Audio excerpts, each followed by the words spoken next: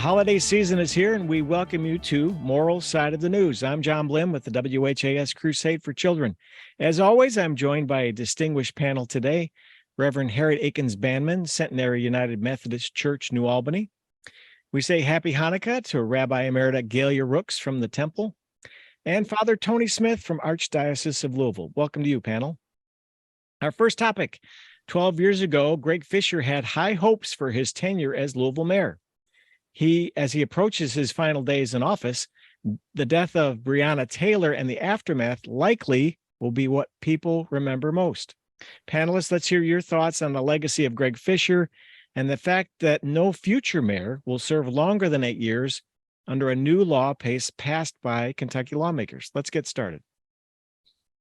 Well, I never knew the gentleman personally. I've been in and out of the state, but at the same time, I read the material sent to us in regards to the interviews and whatever. And well, let me just say this way: whenever we're towards the end of the year now, and a lot of us, two words that come to my mind is optimist and pessimist. Most of us will look at the year going by past us and say very pessimistically, we're glad to see that year gone.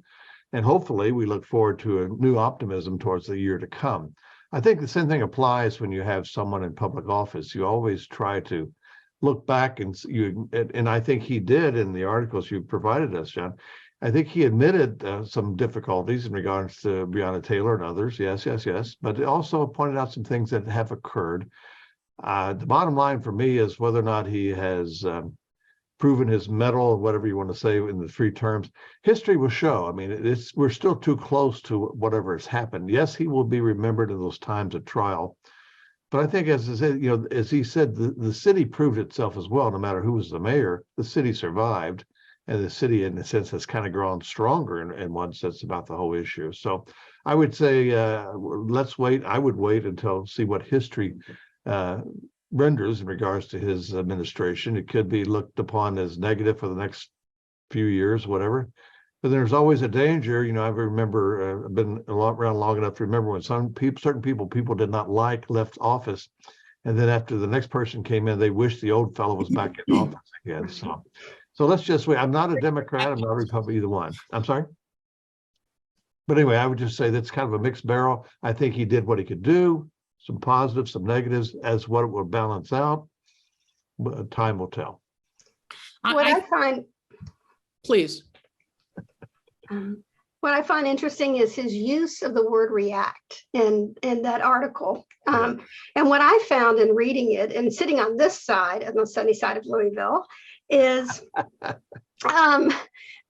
all that he went through as an elected official. And in 25 years, I think we'll be able to look back and see how this particular time, all the events have shaped this part of the world, as well as the rest of it, and his leadership will have been a part of that.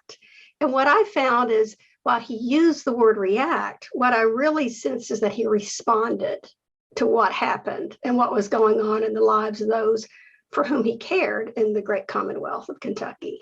So I'd like to give a positive spin to him or say affirm him that he responded to what was happening as all those many dramatic and tragic events were happening in the state of Kentucky. Yeah, I agree with what you all said. And I think that there's no question that he cares and that he really tried to do a great job for Kentucky, for Louisville. There's no doubt in my mind. First of all, I've known Greg Fischer since before he was mayor. I knew his father of blessed memory, George Fischer, who just very recently passed away. Right. He was a phenomenal community leader, interfaith leader, and just an amazing person. And so when Greg decided to run for mayor, it did not surprise me in the least. And as I say, I think he's done wonderful things for the city of Louisville, the city county. And I never question whether he cares, whether he wants to do what's best. Do I question some of his decisions or lack of decisions or timeliness of decisions?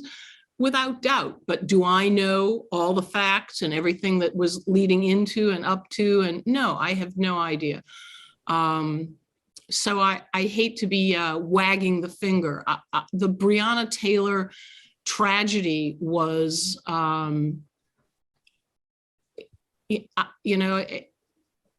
there just aren't words to explain. And then David McAtee, I mean, we have really, really been through some tough times. I liked what you said, Harriet, that he didn't react, but he responded. I think a more reactive mayor would have made things worse. As far as the chief of police and the timeliness and how all that was handled, I don't pretend to know all the ins and outs. And, I'm sure there are some people who could have done a better job and a lot of people who could have done a lot worse of a job. But I stand by his moral character and his commitment to this city. I mean, he did not need to run for mayor. He did it out of a real sense of public service, of wanting to make this a better place for all of Louisville's citizens. And I think that history will see that. We are none of us perfect, except for me, right? No, no, especially not I. We can debate that, Joe. Yeah, really, no need. But he did some wonderful things for this city, and that does not. The word in my head is whitewash. That's a terrible word, but that doesn't erase other issues and difficulties that were dumped on him. But as I say, I've known Greg for a long, long time. And I think that history will show that he was not a perfect mayor, but that he was a committed, devoted public servant who really tried his best.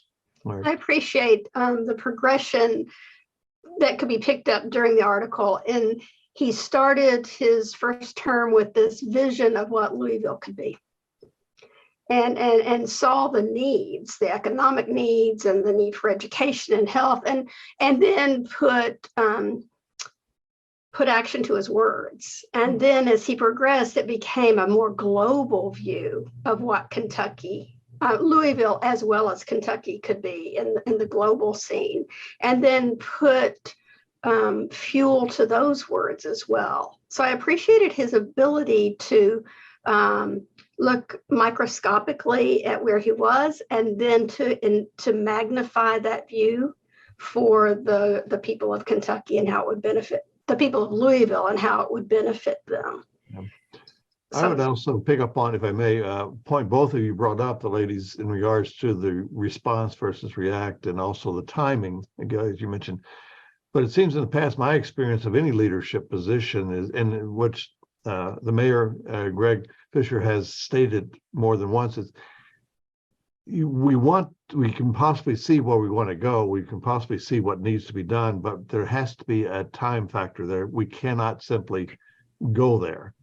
And so what I appreciate as part of good leadership is you realize that you can't go from A to Z in one setting, but it's progressive, as you say, Harriet. You can keep moving ever towards that goal that you have in mind. And I think his terms have brought that to, at least to my attention, that there was a good leadership position there, that those who, as Harriet, beg pardon, as Gaylia, as you said, when someone reacts, there's a danger of doing something that we're going to rue later on, as opposed to discussing and responding and developing, as Harriet, you mentioned there. So I just want to bring that point too. I think that was a good point of leadership as well.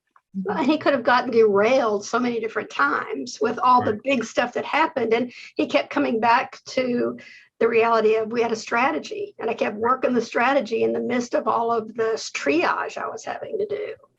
And the other thing is, certain things that he tried to do. There was a deal in the West End and with the food desert and things like that, which really hurt him.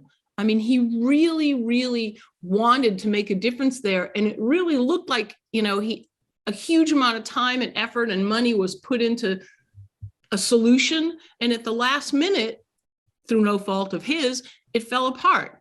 And did he just throw up his hands and say, well, you know what? No, he, got back up on the horse and tried to come at it from a different point of view and make a difference this way and make a difference that way. I mean, he never gave up. He just so impressed me. And I can't tell you the interfaith events, Jewish, Christian, Muslim, Baha'i, Hindu. I mean, he's always there trying to be supportive to all the different faiths and all the people of Louisville. What I find disconcerting about him, or any public figure that we put in the limelight to talk about them leaving or transitioning or being elected, is the numbers that seem to follow, the high number of homicides and the high number of unemployment or the food desert problem, as though we could lay it at the door of any one elected official, right? And as if Louisville is the only city having these issues. Right. So it's unfortunate, but it gives us a timeline again, doesn't it? But and he stated this in the interview, what's going on in the lives of people to cause that rise in homicide and in domestic homicide and the rest of it. So it gives us a pause to reflect on that as citizens of these cities and states, of what are our neighbors going through.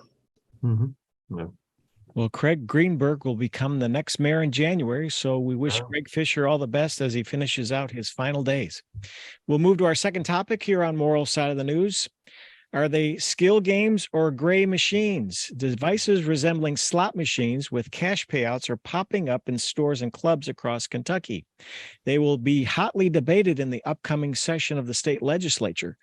So, panel, do you think more legalized gaming or games on the edge of legalized gaming are in our future? Wherever there's a dollar to be had, there will be someone trying to get that dollar, unfortunately. And gaming, it's, again, our tradition doesn't say all gaming, we shouldn't, because obviously we have St. Bingo, as I call it. But we do, as long as an individual is taking care of responsibilities, family and hearth, et cetera. If you look at the scriptures, maybe I have a misunderstanding, but casting lots has been a part of both of our traditions a long time, and that can be considered a gaming event, as it were. So, but no, I think we need to, I don't understand it. I looked at this whole thing about the gray machinery, and I'm not familiar with it, but I don't know the whole politics involved. They're not, the people who are pushing this forward aren't doing anything different than others, but just because they're not doing anything different doesn't make it right. So I need to understand more of what's being put before us before I can say yay or nay. I agree. And I don't understand in Kentucky, where gambling on horse racing is so prevalent, how one can draw the line and say this, but not this, and that, but not the other, and these gray games. And, I don't have anything against gambling personally. I just worry about people who, it can become addictive. We know that very much, and destroy lives and families, and we know that. But I don't know. It's already there. It's already here in so many ways.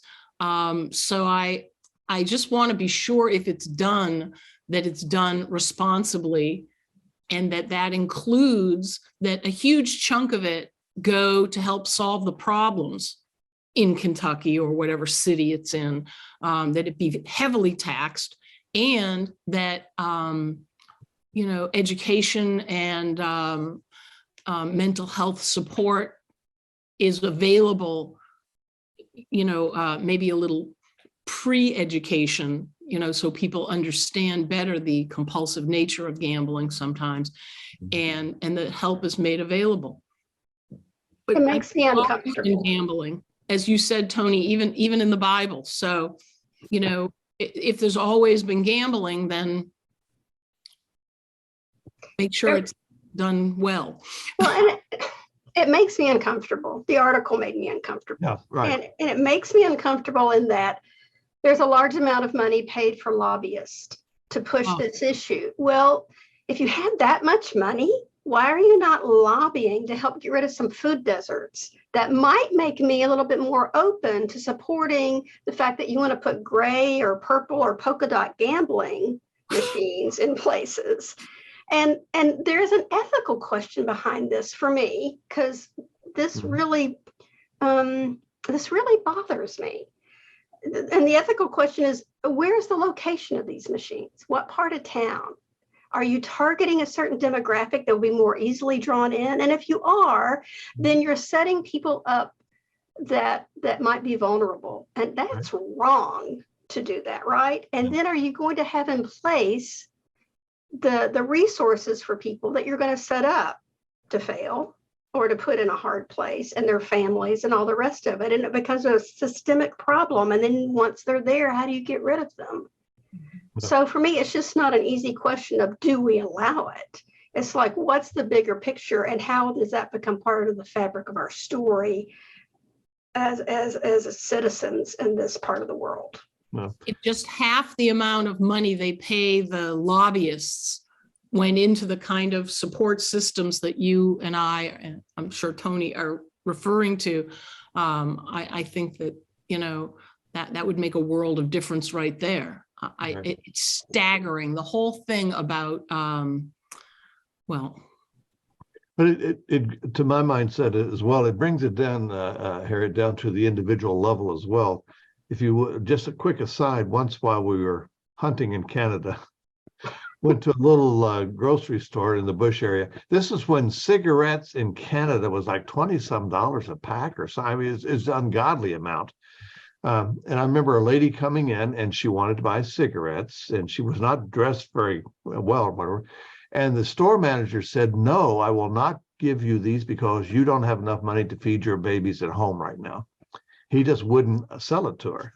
Now, if we had someone of these gray machines or whatever, my understanding, they're not being in the Walmarts or whatever, but in the little shops and whatever. If somebody were to be an owner of that establishment were to say the same thing, I will not have that in my store, that's okay. But then this person would be fighting against a tidal wave of dollars promised to them or whatever, which is really not that they're greedy, but that could help feed their own employees' families, et cetera, too. So it is a mixture. And like you say, Harriet, I'm concerned as well. That's why I say I don't know all the facts yet. I know the whole thing of the lobbyists, but any lobbyists anywhere, look at what's happening in Washington, D.C., for God's sake. The lobbyists there. Yep. Want to start cutting back on lobbyists. Let's start in I use the term, the swamp, and get rid of some of the lobbyists there. But I think it comes down to an individual for the families and those who want to take part in it too. It's an individual moral decision. So, well, they're called gray machines because it's that gray area of, is it legal, is it not?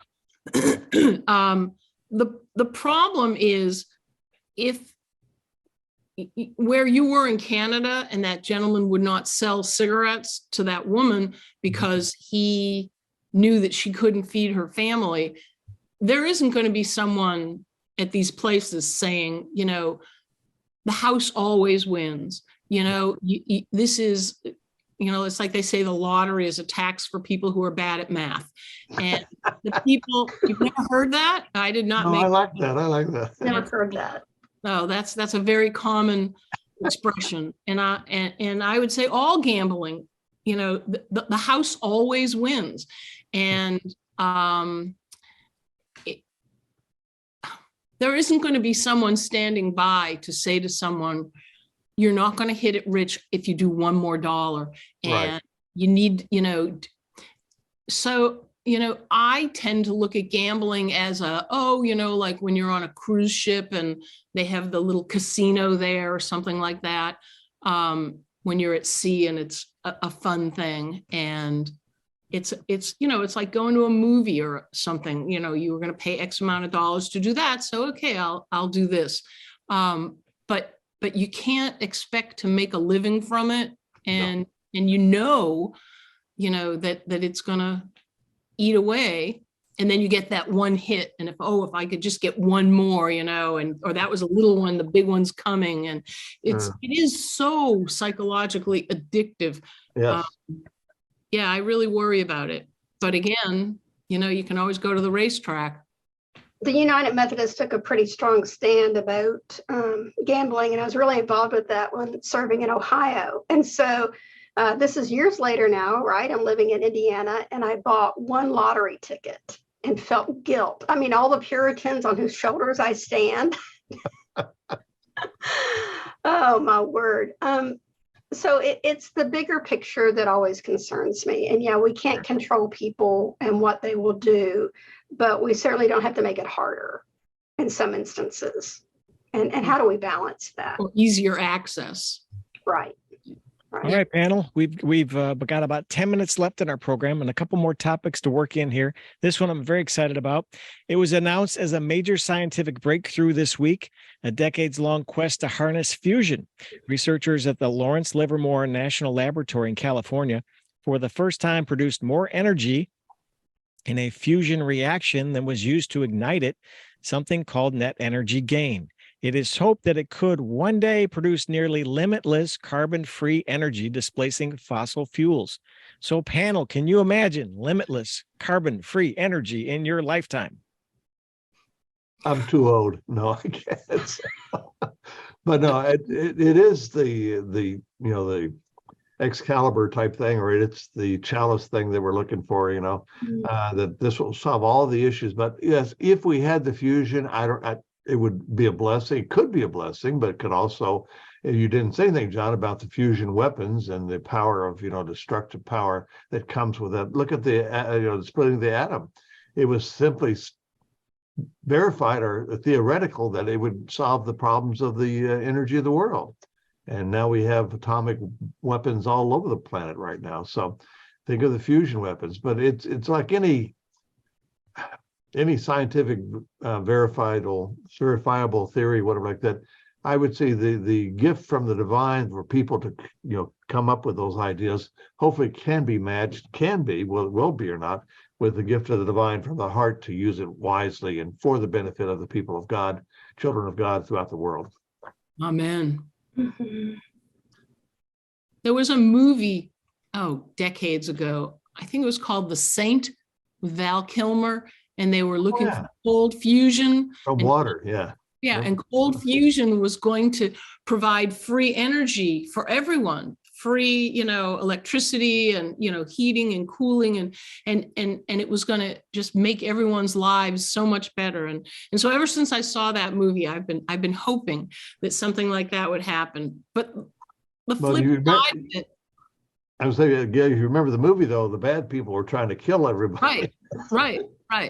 But the flip side of it, as you said, Tony, is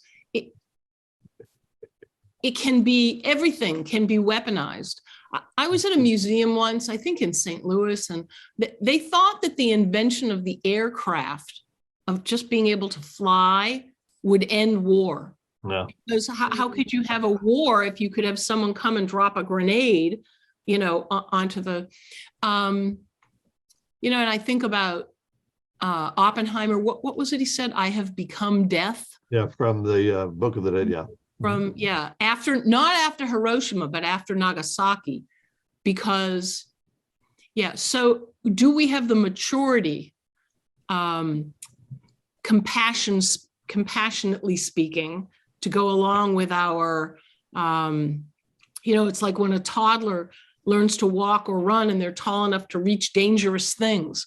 But they don't have the maturity to realize that, that knife could really hurt them, or that fire, the stovetop or whatever. But I am an optimist. Yes. Hoping for creation to win out. There you go. Absolutely. All right, one more topic we're going to squeeze in. This is our last program of 2022, panel. So I want to ask you a couple of questions. What are you thankful for about 22, and what do you look forward to in 2023? First off, that it's over, 2020. I mean, that's the pessimism. Again, as I mentioned, pessimism and optimism come to the fore this time of the year. But we look Can I at just tell you a joke? The pessimist says, "Oh God, things couldn't get worse," and the optimist says, "Oh yes, they could." But if you look at the past year, we had good time. Yes, some things happened there. But also, I mean, the whole thing of the pandemic is terrible, but look at all the vaccine, look at all the medical science, the gifts of medical science. But at the same time, I would say, hopefully my great desire for the new year is that we come back together as a family of mankind on this planet and not start all this divisive stuff from family all the way up to church, to synagogue, and through the country. So. Not start it? You mean not continue it and make it worse? There you go. Yeah, there are people who are profiting over dividing our nation, dividing. I mean, we all know. And if we could just talk to one another and listen to one another, not just talk and listen, and just have a little more compassion, just be kind. There's so much hatred and violence and vitriol and divisiveness. Right. So my prayer for the new year would be definitely more compassion, and that brings peace. That would be mine, to be a more peaceable people, and from that stance to respond to the needs of one another. It goes back to our first topic tonight, today. The word respond is so powerful for me lately. And if we were able to respond to one another's needs, and it begins with listening to what is spoken and then what is not spoken. Mm-hmm. My heart is very heavy still for the war on Ukraine, and the refugees, not only from Ukraine, but from all countries that are just folks trying to flee to a life that's peaceable and full of hope for their children. If we could come to some way of working together to make that better, that would be my greatest hope. Amen. Really? That's a great way to end our last program of 2022. Thank you to our panel, Reverend Harriett Akins-Banman, Rabbi Emerita Gaylia Rooks, and Father Tony Smith. Next week in this time slot, you'll see a WHAS Crusade for Children year-end special. Please take time to learn how you can help change a child's life. And until we meet again in 23, Happy Hanukkah, Merry Christmas, Happy Holidays, and Happy New Year to all. Thanks, panel. We'll see you the next time. The end of the year is now here, and it's a perfect time to make a tax-deductible donation to the WHAS Crusade for Children. Just go to WHAScrusade.org. That's WHAScrusade.org, and see the many ways you can make a donation to the crusade. You can always send your donation to 520 West Chestnut Street. That's 520 West Chestnut Street, Louisville, Kentucky 40202. Thanks for making a difference in a child's life. And happy holidays from all of us at the WHAS Crusade for Children.